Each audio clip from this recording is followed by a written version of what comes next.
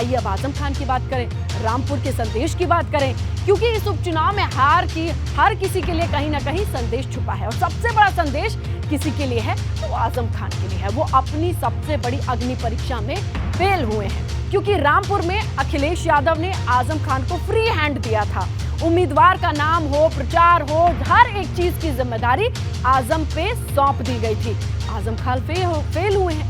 ऐसे में बड़ा सवाल ये है कि मुस्लिम वोटर से आजम खान का जो कनेक्शन है वो कम हुआ है, या यूं कहें उनका जो जादू था वो खत्म हो गया है। भाजपा की जीत से ज्यादा समाजवादी पार्टी की हार की चर्चा है और सबसे ज्यादा चर्चा है उस रामपुर की जिसे आजम खान का गढ़ कहा जाता था। लेकिन भाजपा की आंधी में ये गढ़ भी बुरी तरह ढह गया। भाजपा ने चौथी बार कमल खिला दिया, लेकिन सवाल बड़ा ये है कि क्या रामपुर में आजम खान का चार्म खत्म हो गया है? क्योंकि भले ही मैदान में आसिम राजा उतरे थे, पर साख आजम खान की दांव पर लगी थी।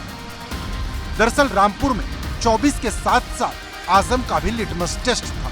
इसमें इस बात का फैसला होना था कि मुस्लिम वोटर पर आजम खान की कितनी पकड़ है। लेकिन आजम खान बुरी तरह फेल हो गए। न वो रामपुर बचा पाए और न ही ये साबित कर पाए कि मुस्लिमों के सबसे बड़े नेता वो हैं। वो फिल्मी डायलॉग बोलकर सिर्फ माहौल बनाते रहे। आसिम राजा कल हमारे थे, आज भी हमारे हैं और कल भी हमारे हैं। आसिम राजा नहीं कहेगा आज से है, क्योंकि हमारा एमपी जीता है आना। लेकिन हार जीत के खेल में अखिलेश यादव बाजीगर साबित हुए, क्योंकि जेल से छूटने से पहले और जेल से छूटने के बाद आजम खान के धड़े की तरफ से ये जताने की खूब कोशिश हुई कि 2022 में सपा को जो मुस्लिम वोट मिला उसके पीछे आजम खान थे, और अगर आजम खान हट गए तो ये मुस्लिम वोट भी खिसक जाएगा। यही वजह थी कि तमाम हमलों के बाद अखिलेश ने एक शब्द नहीं कहा। वो सही वक्त का इंतजार करते रहे और फिर वक्त आया उपचुनाव का, जहां रामपुर में उम्मीदवार उतारने से लेकर चुनाव जिताने तक की जिम्मेदारी अखिलेश यादव ने आजम खान के कंधों पर छोड़ दी।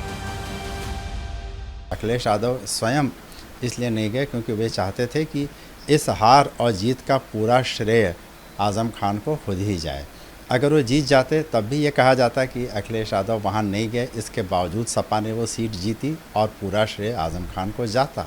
लेकिन चूंकि वो नहीं गए, इसीलिए हार का जो रिस्पॉन्सिबिलिटी है वो उन दोनों लोगों के बीच में बंट गई है। चुनावी नतीजों के बाद ये सवाल उठने लगा है कि क्या उपचुनाव की हार से अखिलेश ने आजम खान का कद कम कर दिया है, क्योंकि अखिलेश यादव पूरे चुनाव के दौरान एक बार भी रामपुर में प्रचार करने के लिए नहीं गए। वहां की पूरी जिम्मेदारी उन्होंने आजम खान पर ही छोड़ रखी थी, लेकिन आजम खान अपना किला नहीं बचा पाए। सवाल ये भी उठ रहा है कि क्या प्रचार न करने जाके अखिलेश यादव ने कोई संदेश देने की कोशिश की है। ये सवाल इसलिए भी बड़ा है क्योंकि जिस रामपुर में समाजवादी पार्टी चुनाव हारी, वहाँ 50% से ज्यादा मुस्लिम मतदाता हैं। अगर सपा को सिर्फ मुस्लिमों का वोट भी मिल जाता तो ये सीट बच जाती, लेकिन ऐसा नहीं हुआ। मुस्लिमों की इतनी आबादी होने के बाद भी आजम खान चुनाव नहीं जिता पाए। हम लोकतंत्र की कितने हिस्सेदार रहेगी तो हमें भी तय करना है। अगर हमारे वोट की ये ना कदरी है और इतना हम शरीर किए जाएंगे तो हमें भी ये सोचने का हक है। और ये बात भी साबित हो गई कि लोकतंत्र पर ठोकोतंत्र भाई है। फिलहाल से इस बात को कह रहा हूं कि चुनाव की कोई जरूरत ही नहीं। तो क्या मान लिया जाए कि मुस्लिम वोटर पर आजम का दावा सिर्फ हवा हवाई था, या फिर रामपुर और आजमगढ़ गंवाकर अखिलेश ने पार्टी पर अपने वर्चस्व की पटकथा लिख दी है कि वही सबसे बड़े नेता हैं और उनके चुनाव प्रचार न करने का असर कितना हो सकता है? ये बात भी उपचुनाव से साफ हो गई है।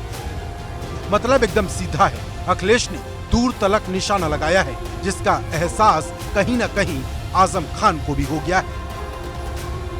Bureau report, ABP Ganga.